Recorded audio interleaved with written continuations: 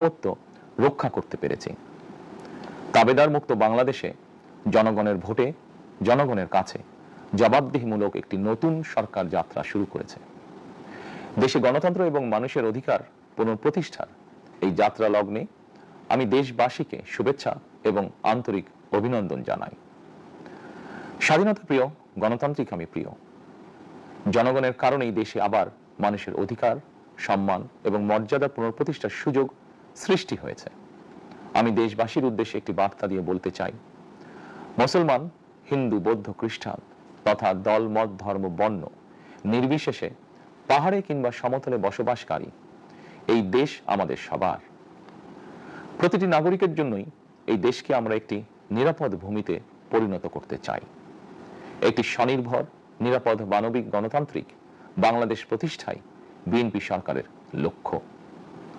প্রিয় দেশবাসী, ফ্যাসিবাদের সময়কালে দুর্নীতি দুঃশাসনে পর্যুদস্ত একটি ভঙ্গুর অর্থনীতি, দুর্বল শাসন কাঠামো আর অবনতিশীল আইন শৃঙ্খলা পরিস্থিতির মধ্য দিয়ে নতুন সরকার যাত্রা শুরু করেছে।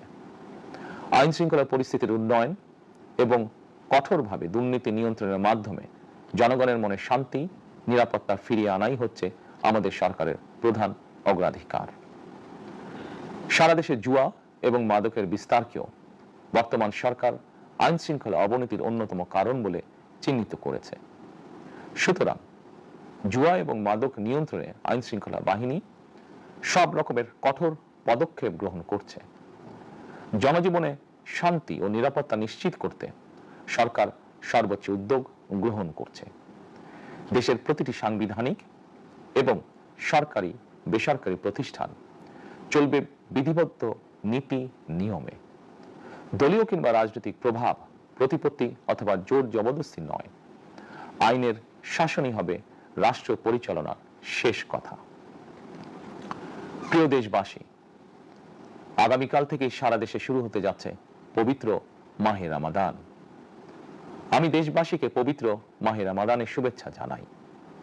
রমাদান আত্মশুদ্ধির মাস। আমরা যদি আত্মশুদ্ধি শব্দটির মর্মার্থ উপলব্ধি করি, তাহলে এই মাসে মানুষের ভোগান্তি বাড়ার কথা নয়। যদিও আমাদের অনেকের মধ্যেই এই মাসটিকে ঘিরে ব্যবসায় অধিক মুনাফা লাভের প্রবণতা লক্ষণীয়।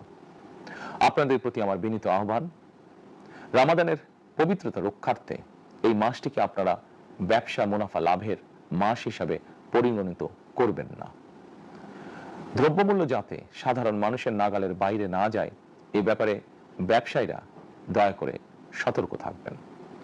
হাজারো প্রাণের বিনিময়ে একটি মাফিয়া সিন্ডিকেটের পতন ঘটিয়ে রাষ্ট্র এবং সরকারের জনগণের অধিকার প্রতিষ্ঠার অঙ্গীকার নিয়েই আমরা রাষ্ট্র পরিচালনার দায়িত্ব গ্রহণ করেছি।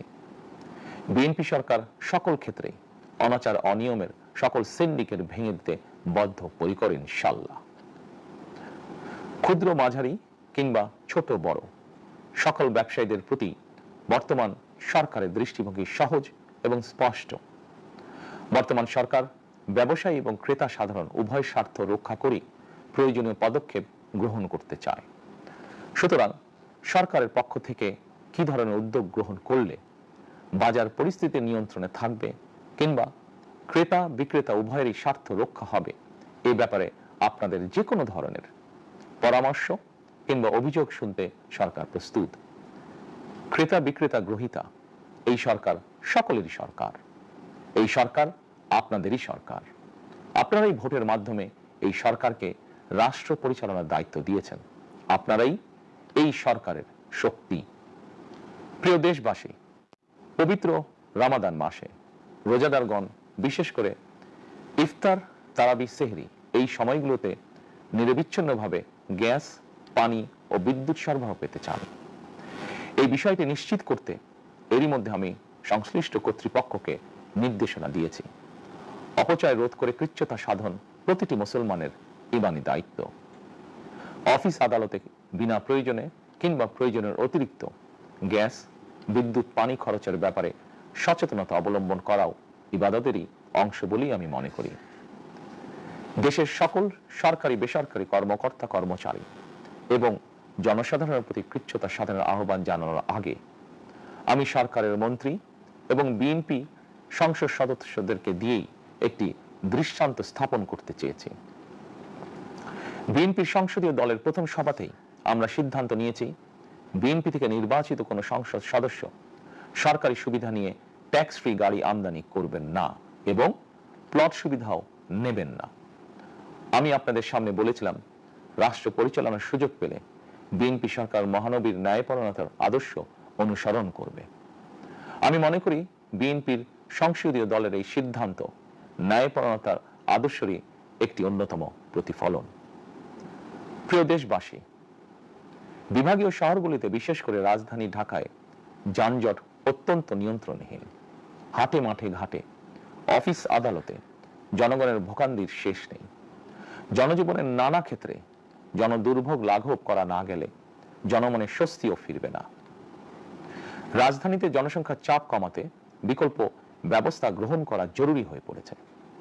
মানুষ তার নিজ জেলায় কিংবা নিজের বাসা বাড়িতে থেকেও যাতে সহজভাবে সঠিক সময়ে অফিস আদালত ব্যবসা বাণিজ্য করতে পারেন, সেই লক্ষ্যকে সামনে রেখেই সারা দেশে রেল যোগাযোগ ব্যবস্থা ঢেলে সাজানোর উদ্যোগ নেওয়া হচ্ছে। এই পরিকল্পনার অংশ হিসাবে প্রথমেই রেল, নৌ, সড়ক এবং সেতু মন্ত্রণালয়ের কার্যক্রম পুনর্বিন্যাস ও সমন্বয় করা হচ্ছে। আমরা মনে করি সারা দেশে রেল যোগাযোগ ব্যবস্থার সহজ, সুলভ এবং নিরাপদ করা গেলে একদিকে যেমন জনগণের শহর কেন্দ্রিক বা নগর কেন্দ্রিক নির্ভরতা কমবে, অপরদিকে পরিবেশেরও উন্নতি হবে। প্রিয় দেশবাসী, আমাদের চারপাশে সমস্যার শেষ নেই, তবে সমস্যার পাশাপাশি সম্ভাবনাও কিন্তু কম নয়।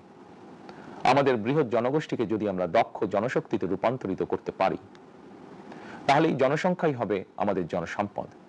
আমরা নিজেদেরকে দক্ষ করে গড়ে তুলতে পারলে শুধু বাংলাদেশই নয়, বিশ্ব বাজারও আমাদের জন্য উন্মুক্ত। তথ্য প্রযুক্তির সিঁড়ি বেয়ে বিশ্ব এখন কৃত্রিম বুদ্ধিমত্তার যুগে প্রবেশ করেছে। প্রযুক্তির এই প্রতিযোগিতামূলক বিশ্বে সম্মান এবং স্বচ্ছতার সঙ্গে টিকে থাকতে হলে আমাদেরকে কোনো না কোনো একটি বিষয় বা কাজে পারদর্শী হতে হবে। দেশের কোটি কোটি শিক্ষার্থী এবং তরুণ যুবশক্তির উদ্দেশ্যে বলতে চাই, মেধায়, জ্ঞানে, বিজ্ঞানে নিজেদেরকে যোগ্য করে গড়ে তোলার জন্য যত রকমের সহযোগিতা দেওয়া যায় সব রকমের সহযোগিতা দিতে বর্তমান সরকার প্রস্তুত। কর্মসংস্থান এবং কর্ম পরিবেশ নিশ্চিত করার সুনির্দিষ্ট অঙ্গীকার নিয়ে বর্তমান সরকার যাত্রা শুরু করেছে। প্রিয় দেশবাসী, দীর্ঘ 18 বছর পর দেশে ফিরে গত বছর 25শে ডিসেম্বর আমি বলেছিলাম দেশ এবং জনগণের জন্য আই হ্যাভ এ প্ল্যান। 12ই ফেব্রুয়ারি জাতীয় নির্বাচনের আগে দেশের বিভিন্ন স্থানে ঘুরে আমার প্ল্যান পরিকল্পনার অনেক কিছু আমি আপনাদের সামনে তুলে ধরেছিলাম। আপনারা স্বাধীনতার ঘোষকের প্রতিষ্ঠিত দল বিএনপিকে ভোট দিয়ে রাষ্ট্র পরিচালনার দায়িত্ব দিয়েছেন, সকল পরিকল্পনা বাস্তবায়নের সুযোগ দিয়েছেন। এখন এই সুযোগকে কাজে লাগিয়ে সকল অঙ্গীকার পূরণ করার দায়িত্ব বিএনপি সরকারের। আমরা আমাদের পরিকল্পনা এবং প্রতিশ্রুতি বাস্তবায়নের কাজ শুরু করে দিয়েছি ইনশাআল্লাহ। অঙ্গীকার পূরণের এই যাত্রাপথে আমরা ভবিষ্যতের দিনগুলোতেও আপনাদের অব্যাহত সমর্থন প্রত্যাশা করি। প্রিয় দেশবাসী, সরকার প্রধান হিসাবে আমি দেশবাসীর উদ্দেশ্যে একটি বিষয়ে প্রতি দৃষ্টি আকর্ষণ করে বলতে চাই। নবগঠিত সরকার গঠনের সুযোগ দিতে যারা বিএনপিকে ভোট দিয়েছেন কিংবা দেননি অথবা কাউকেই ভোট দেননি, এই সরকারের প্রতি আপনাদের সবার সমান অধিকার। বিএনপি সরকার বিশ্বাস করে দল, মত, ধর্ম, দর্শন যার যার, রাষ্ট্র সবার। এই দেশে, এই রাষ্ট্রে একজন বাংলাদেশী হিসাবে আপনার, আমার, আমাদের প্রতিটি বাংলাদেশী নাগরিকের অধিকার সমান। প্রিয় দেশবাসী, আল্লাহ আমাদের সবাইকে নিরাপদ এবং সুস্থ রাখুন। আল্লাহ আমাদের সকলকে ইতিবাচক পরিকল্পনাগুলো বাস্তবায়নের তৌফিক দিন। পবিত্র রমাদান মাস শুরুর শুভ লগ্নে আল্লাহর দরবারে এই নিবেদন রেখে আমার বক্তব্য শেষ করছি।